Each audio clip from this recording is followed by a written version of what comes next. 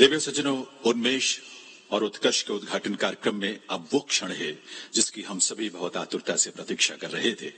मैं विनम्रता पूर्वक आग्रह करूंगा माननीय राष्ट्रपति महोदया श्रीमती द्रौपदी मुर्मू जी से कि वे इस अवसर पर अपने उद्बोधन से हम सबको कृतार्थ करें, अपना शुभ संदेश हम सबको दें। माननीय राष्ट्रपति महोदया।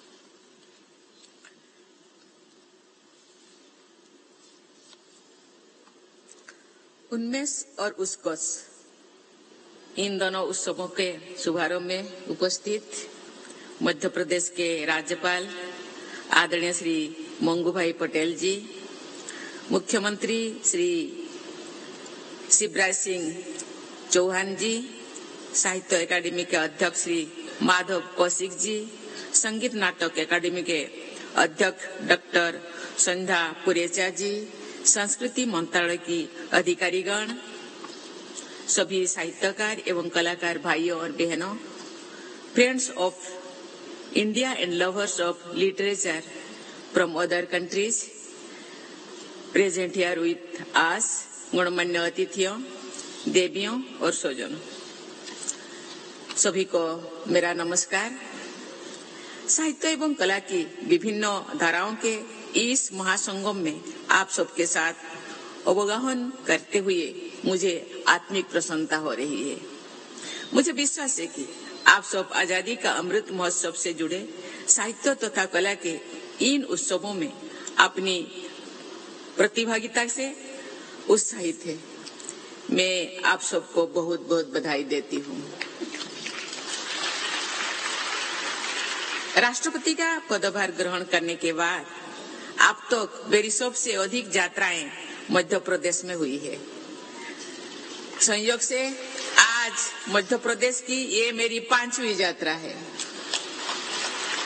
आप सबके आतिथ्य के लिए मैं मध्य प्रदेश के 8 करोड़ निवासियों को धन्यवाद देती हूँ। आज से शुरू होने वाले दोनों उत्सवों के आयोजन के लिए मैं केंद्रीय संस्कृति मंत्रालय, साहित्य अकादमी तथा संगीत नाटक अकादमी के ऑर्गेनाइजर्स को सराहना करती हूँ।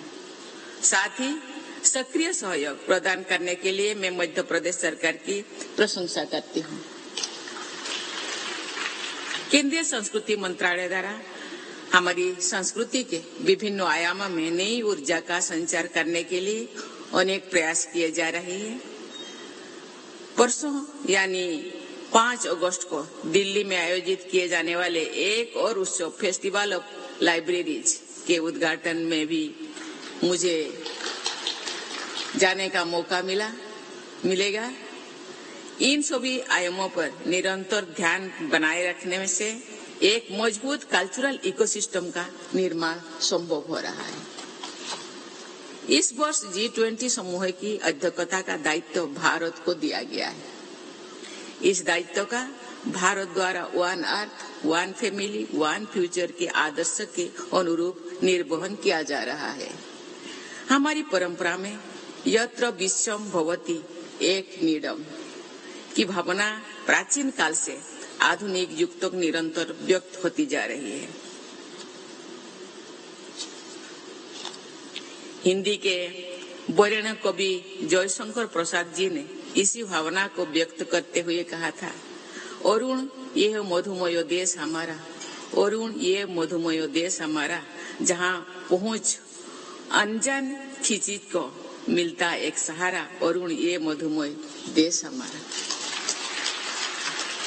राष्ट्र प्रेम और विश्व बंधुत्व यानी पेट्रियटिज्म और यूनिवर्सल ब्रदरहुड, इन दोनों आदर्शों का संगम हमारे देश की चिंतन धाराओं में सदैव दिखाई देता रहता है।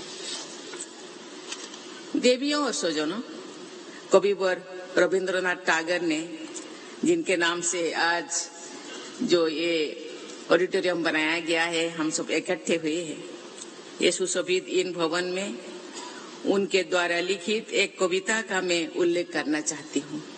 इस कविता में निबंध एक आख्यान के माध्यम से गुरुदेव ने ये प्रतिपादित किया है कि साहित्य ही सत्य का संभावक होता है।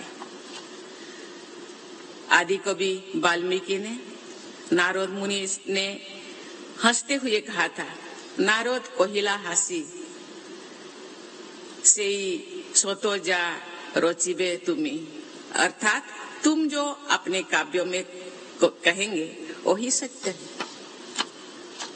साहित्यकार का सत्य इतिहासकार के साथ तथ्य से अधिक प्रामाणिक होता है। मानवता का वास्तविक इतिहास विश्व के महान साहित्यों में ही मिलता है। साहित्य ने मानवता को आईना भी दिखाता है और बचाया भी है और आगे भी बढ़ाया है।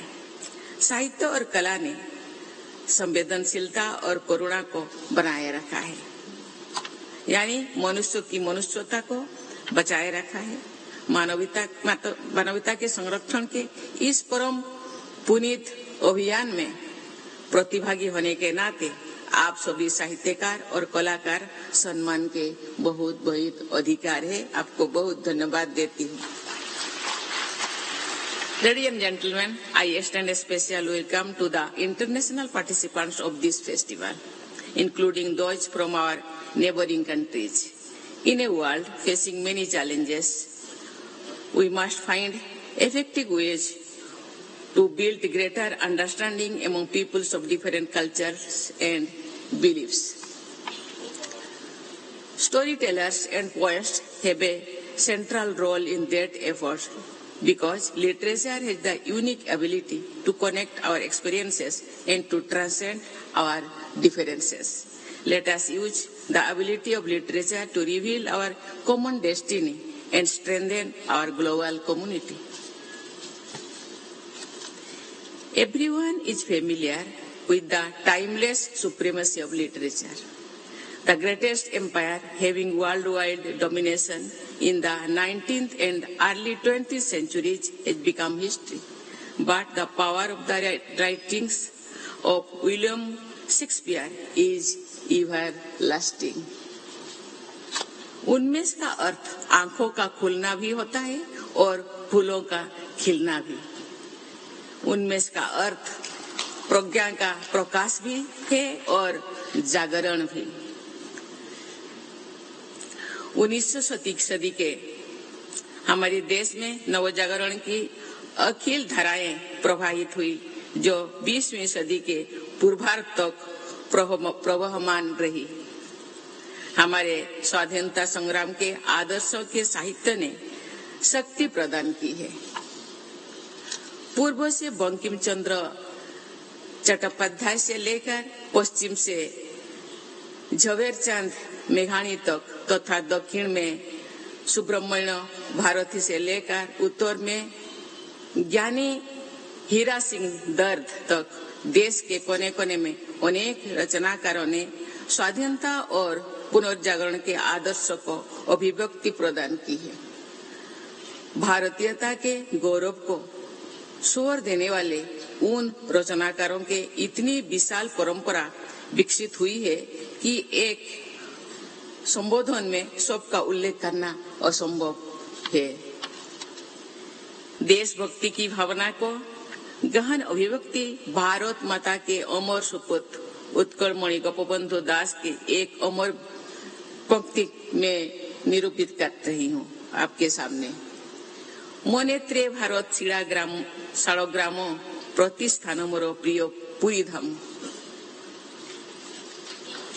अर्थात मेरी दृष्टि से भारत भूमि का एक एक पत्थर शालिग्राम की तरह पूजनीय है।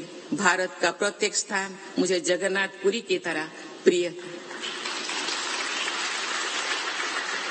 देशभक्ति से ओतप्रोत इस कविता में मातृभूमि भारत का देवत्व प्रदान करने की भावना अद्भुत रूप से अभिव्यक्त की गई है।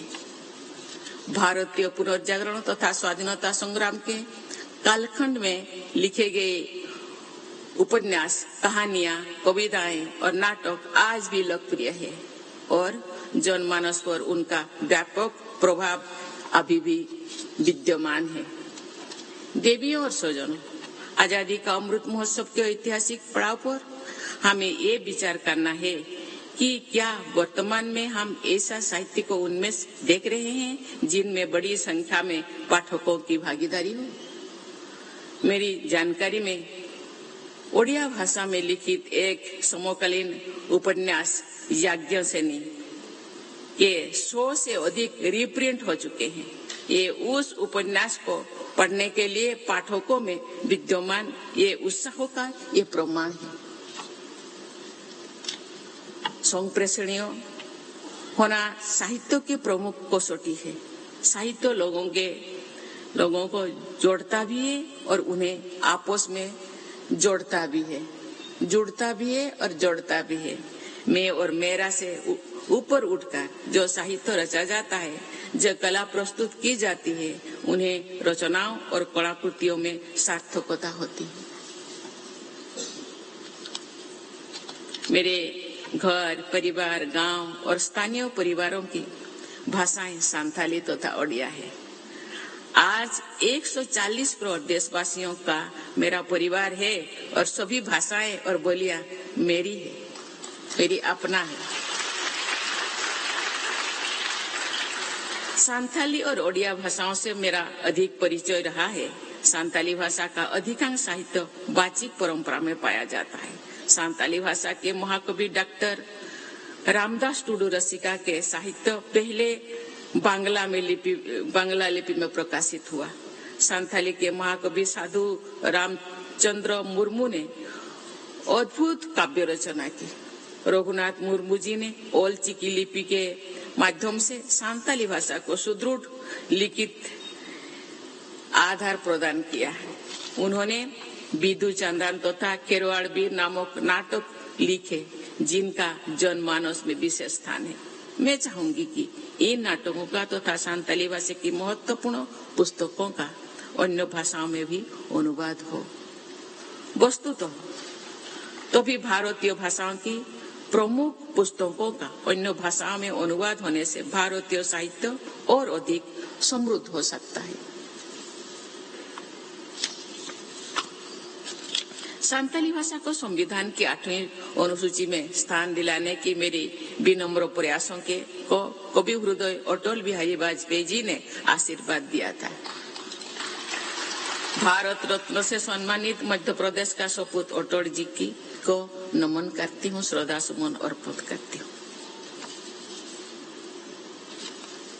देवियों और स्वजनों, संगीत नाटक एकेडमी एवं मध्य प्रदेश के संस्कृति विभाग द्वारा उत्कर्ष नामक उत्सवों के माध्यम से लोक एवं जनजातीय नृत्यों को आयोजन किया जा रहा है। इसके लिए मैं आयोजकों को सराहना करती हूँ। उत्कर्ष का अर्थ उन्नति। जो भारत का जनजातीय समाज समुन्नय हो जाएगा तो भारत एक विकसित राष्ट्र के रूप में प्रतिष्ठित हो जाएगा। आप निश्चित रूप से जानते होंगे, भारत वर्ष में अब तक 700 से ज्यादा कम्युनिटी के आदिवासी बसवास करते हैं, लेकिन उनका भाषा 700 से ज्यादा है। मुझे लगता है उसे डबल है, क्योंकि हर 50 किलोमीटर दूर से नया भाषा है। इसीलिए उसी भाषा को संजो के रखना हम सबका कर्तव्य है, लेखकों का कर्तव्य है, प्रत्येक मानवों का कर्तव्य है। क्योंकि अभी हम ऐसे युग में पदार्पण किए हैं, अमृत काल में पदार्पण किए हैं। आगे जाकर मुझे लगता है ये जनजातियों का भाषा, उनका संस्कृति, परंपरा उज्जीवित होके रहे, लोगों के सामने उसको और भी विकासित हो। इसके पूर्व उनको संरक्षण करना, संजो के रखना हम सबका दायित्व है। भारत की सबसे बड़ी जनजातीय आबादी मध्य प्रदेश में रहती है, इसीलिए इस उत्सव का यहाँ आयोजन किया जाना तर्कसंगत भी है और भाव संगत भी है। इसी वर्ष मुझे अनेक जनजातीय कलाकारों को पद्मश्री से सम्मानित करने का अवसर मिला। हाल के वर्षों में कई राज्यों के लोग तथा जनजातीय कलाकारों को पद्म पुरस्कार से सम्मानित किया गया है। मध्य प्रदेश के पड़ोसी राज्य छत्तीसगढ़ के बहन तीजन बाई को वर्ष 2019 में पद्म विभूषण के उच्च सम्मान से अलंकृत किया गया है। तीजन बाई जी का सम्मान लोक एवं जनजातीय कलाओं का सम्मान तो है ही, देश की सभी बहनों का, विशेषकर जनजातीय बहनों का समादर भी है। हमारे जनजातीय भाई बहन भी समाज के अन्य सदस्यों की तरह जीवन का सामान्य आशाओं और आकांक्षाओं को पूरा करना चाहते हैं। हमारा सामूहिक प्रयास होना चाहिए कि अपनी संस्कृति, लोकाचार, रीति रिवाज और प्राकृतिक परिवेश को सुरक्षित रखते हुए हमारे जनजातीय समुदाय के भाई बहन और युवा आधुनिक विकास में भागीदारी बने। नव उन्मेष से युक्त प्रतिभाएं भारत को समग्र विकास के उत्कर्ष तक ले जाए, इसी मंगल कामना के साथ मैं आप सबके आनंद एवं भविष्य हेतु अनंत शुभेच्छा व्यक्त करती हूँ। धन्यवाद। जय हिंद, जय भारत।